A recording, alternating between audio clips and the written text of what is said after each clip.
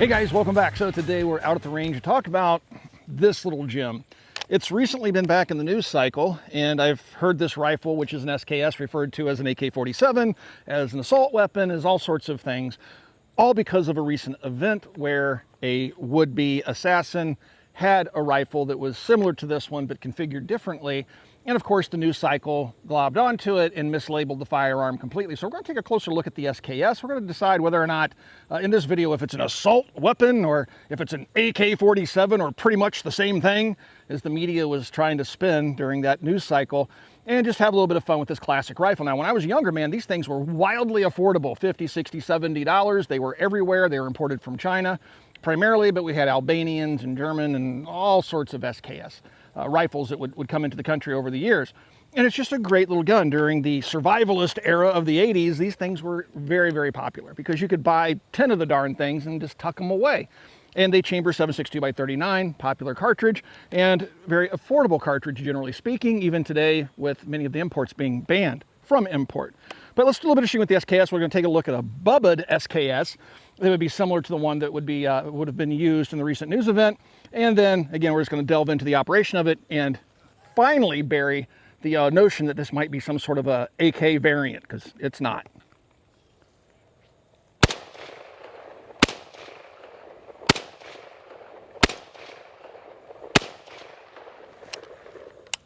A lot of folks ask me, how can I get involved in the firearms business in that particular community? And one of the best ways to do that is to become a gunsmith. Every gunsmith I know is just overbooked with work. It's a very good living. And so if you would like to become a gunsmith, you need to go to a gunsmithing school or become an apprentice for an existing gunsmith. But Modern Gun School is an accredited college that also works with veterans in the GI Bill, where you can go and get a degree from accredited college in gunsmithing and then go out and start your own gunsmithing business, which I think is a really great option. Again, throughout my entire life, gunsmiths have always been able to earn a really good living, assuming they have a really strong work ethic. So please check out Modern Gun School. I do have a link in the video description below. So when we opened up the video, we were shooting this Chinese SKS. Beautiful rifle, and Jason will be the first to tell you, in our travels, anytime I'm going into a gun store in some nowhere backwater gun shop in some rural state and I run across an SKS and it's a really good price, I bring it home. I love SKS rifles. I have a whole bunch of them I've collected over the years, and they're just fun rifles to shoot. Even by today's standards, they can be very affordable. Now, when I opened the video, I was talking about Albanians. Those are very expensive. We were talking about the East German SKSs when the video opened. I just checked prices on those things, and they go for anywhere from $3,000 to $5,000. But a good old, not so perfect condition Chinese SKS like this one, I think the last one I bought was like $400 or $500. So they can still be had for a fairly reasonable amount of money these days. But keep in mind, you can get an AR-15 from PSA for $500. But that's not the point of today's video. We want to talk about the SKS, and this rifle is another one of my mini. And I bought this one because it was literally in this configuration at the gun shop when I found it sitting on the rack. Nobody wanted it, but I did, because this is a great example of a bubbed SKS. Now, most of my rifles are in their original configuration. I don't get into putting Tapco or Fab Defense stocks on my SKSs or AKs or anything like that. So most of them are in their original configurations. I have various models that have detachable 30-round magazines and stuff like that. But the SKS was never designed to operate with that type of a magazine. And even when the Chinese did those conversions and brought those into the country, they very rarely worked correctly. And they're very specific on what magazines they would work with. They came with a 10-round magazine. You can find some of the extended 20-round magazines out there. I have one on one of my rifles, but again, the reliability decreases when you put those 20-round extended magazines in them. So their best option is just to run them with their standard factory 10-round magazine. But this, believe it or not, folks, another fun thing that I want to talk about is this notion that the assault weapons ban of 1994 to 2004 saved lives, folks, and that's why we need to bring it back. Did it really? Because the assault weapons ban banned nothing except cosmetics. This rifle, during the assault weapons ban of 1994 to 2004, was not considered an assault weapon, was freely sold, okay? So these were still being, the prices didn't go up and stuff like that. Of course, importation from China got shut down for various reasons, but this was not considered an assault weapon. But, ladies and gentlemen, this one is an assault weapon by 1994 definitions. And why is that? It's the exact same rifle. It's just in a plastic stock. And that is what makes it an assault weapon. Functionally, they're identical. This one's no more deadly than this one, although it may look scarier. It's the same rifle. What makes it an assault weapon? Well, it has a pistol grip, folks. This evil pistol grip is supposedly going to facilitate accurately firing from the hip, which it doesn't, no more than just the standard wrist stock does. They have to come up with reasons to ban things. And so this makes it just a little too ergonomic, and then it just makes it more dangerous. And then this one, folks, oh my gosh, the horror of it. It has a side folding stock, but for a double whammy and double points, it's also adjustable for length of pull. So during the assault weapons ban, folding stocks were taken away. Adjustable length of pull stocks were taken away. Pistol grips, it was a point system. So you could have a pistol grip if you didn't have other features like 30-round magazines and bayonet lugs and things like that. But you get my point. This would be a no-go. This one is perfectly fine, and that is the idiocy of these laws. A self-loading rifle, and that's all this rifle is a rifle. When you pull the trigger, it kicks out the spent case and puts a fresh round in the chamber. Pretty basic stuff. It's not scary technology. A gun that loads itself in 2024 is probably not the craziest concept, but yet they want to pretend like it's somehow more deadly because it loads itself, and therefore, if you just have a lever action or something like that, you'd be less deadly. It doesn't make any sense. But anyway, so this guy decides he wants to go hang out at the Trump golf course with his Bubbified SKS. Now, there's pictures out there floating around of this gun where it looks like it has a scope, like rubber banded, ranger banded to the top of the receiver. I have no idea what was going on with that thing. But let's kind of talk about this Bubbified SKS because his was Bubbified as well. Now, this isn't the same stock, and this isn't the same rifle, not even close. But what these stocks do, and there's a number of them, and he had a black polymer stock on his as well, is it just takes the chassis, puts it in here, and some of these will do conversions where you can use a 30-round magazine that would be used in like an AK, but as I've already mentioned, those are less than reliable. This particular fab stock interfaces with the factory magazine release right here, which allows you to drop the magazine out for easy cleaning or just to empty the magazine if you want to very quickly. And so this, instead of adding a 30-round magazine to the mix, it just interfaces with that little latch, okay? Other than that, the functionality hasn't changed much. When you field strip an SKS, you flip this lever up, pull this pin out, and the top cover slides back and up. And to facilitate that, you have this nice little ramp here to make it look nice and clean, but this is spring loaded. So it'll move back just enough to get the top cover off so you can disassemble and clean the rifle. But people would do this. Here you have pick rails out here to put, vertical grips, red dot sights, lights, whatever you want. And then you have QD mounts back here for slings. This is just an attempt to make the weapon a little bit more modern. And maybe some third world militaries have a whole bunch of SKSs out there and they want stocks like this to modernize the weapons a little bit. But the only real advantage this has over the traditional wood stock is the fact that it's polymer. So it's not going to chip as easily. It's not going to become, it's not going to swell in moist environments or super humid environments. Polymer is just, a better material to use for a stock on a rifle. It doesn't make it any more deadly, just makes it maybe a little bit more durable. Now this one has a really cool feature. It does have this spring system in it because the recoil of the 7.62x39 is so intense. It helps buffer that recoil just a little bit. So, yeah, different. Let's shoot it. All right, glad you asked.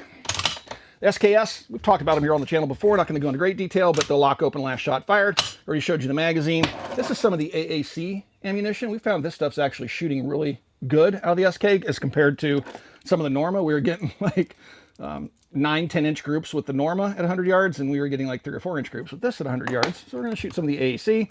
They have a stripper guide built into the top of the bolt carrier. And so you can just load this magazine very quickly with stripper clips. And the rifle's ready to fire.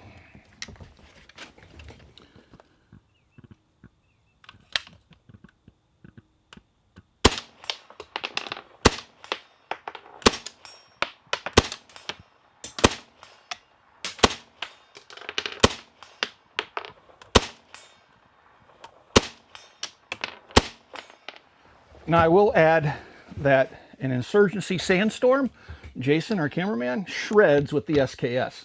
So you will still find these guns being used in video games, right? And many times they'll bump the power level on the SKS because it has, that 10-round magazine, so they'll bump the power level up. And so they're 1 or 2 shot guns. But, again, you will see people that put banana clips in them like that. But I don't recommend doing that. This is my Banana clip, it's a joke. I know it's a magazine. Yeah. Anyway, so what this rifle definitely is not is one of these. Now, I could go into a lot of reasons, but look, folks, when the media talks about something that happens in the news cycles and it doesn't quite fit the narrative, sometimes they'll just massage the story a little bit. You know, the journalists get a little bit creative. And so they'll turn this SKS into an AK because nobody knows what an SKS is, but they know what an AK is, or an AR-15, because the media's worked overtime to demonize those. And so while this was an SKS, they just decided, well, it's close enough. I mean, we'll just call it an AK. They're communist bloc firearms, and they look similar based on the modifications he had made to it. So yeah, we'll just call it an AK because it's scary. And we need scary because we need to ban everything. And so that's what they've done here. But the two firearms, I'm not going to field strip them and go part by part, but this is a long stroke gas piston rotating bolt. This is a dropping block, short stroke gas piston. There's no parts compatible between the two rifles other than ones that have been bubbaed to use 30-round magazines. It can use an AK mag, and they use the same cartridge. Outside of that, they're not the same gun, not even close. But, they are tons of fun to shoot. I do love the SKS. Now this is the wildly inaccurate Norma. Neither one of the SKS is like this stuff. Guess we'll have to keep it at 100 and hope we get lucky.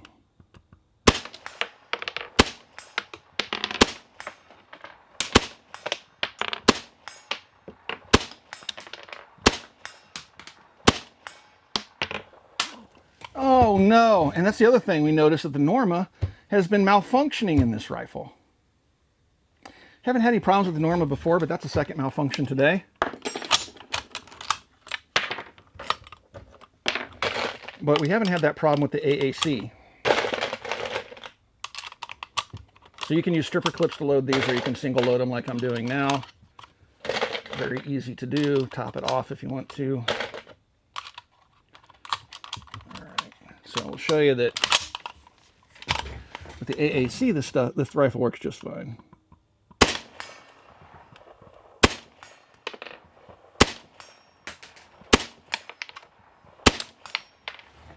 I think that AAC might be a little peppier. I thought we chronographed that stuff and it was very similar. But anyway, all right. So SKS, cool rifles, affordable. They are not AKs. They are just fun to shoot, and they're still pretty commonly available. If you're looking for one, there's certain sites out there you can find them on. Most of them are going to be used surplus condition, so the new import guns are long since gone, decades gone. So most of the rifles out there are going to be used, and many of the ones you're going to find today are going to be military surplus. So they're going to have, you know, stock numbers like this on them and things like that, and they'll probably have a little bit more wear and tear, or they may even be refinished. The Russian SKSs are out there, and you'll notice that they'll have the bolt carriers slathered in black enamel paint. That means that it's probably, you know, re-arsenaled, refurbished, if you will. But there are original SKS Russians that are out there with the, you know, the polished bolts and things like that, are just beautiful rifles that are, you know, in really, really good shape.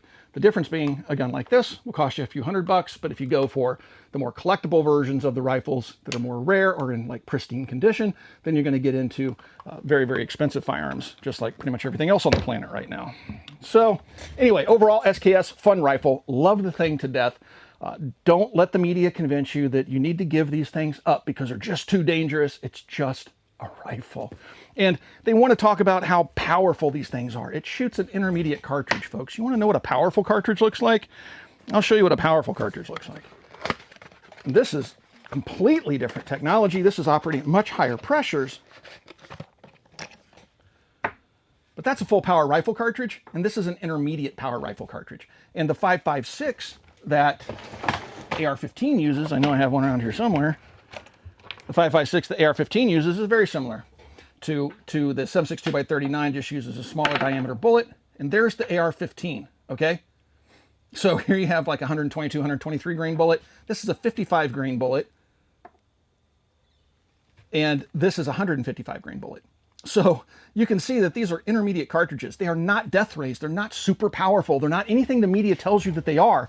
They are just, I mean, hell, the 5.56 was designed to be a varmint cartridge to shoot small animals. In many states, it's not even legal for deer. It is not a death ray. off my soapbox. If you guys enjoy videos like this, please consider becoming part of our Patreon family. There's a link in the video description below. Also, right here on YouTube, you got the thanks and join button underneath the video player you're watching right now. You can mash either one of those buttons and support us right here on YouTube in the age of demonetization. Please swing by, check out Copper Custom. Thank you for 16 years of support. We'll talk to you guys soon.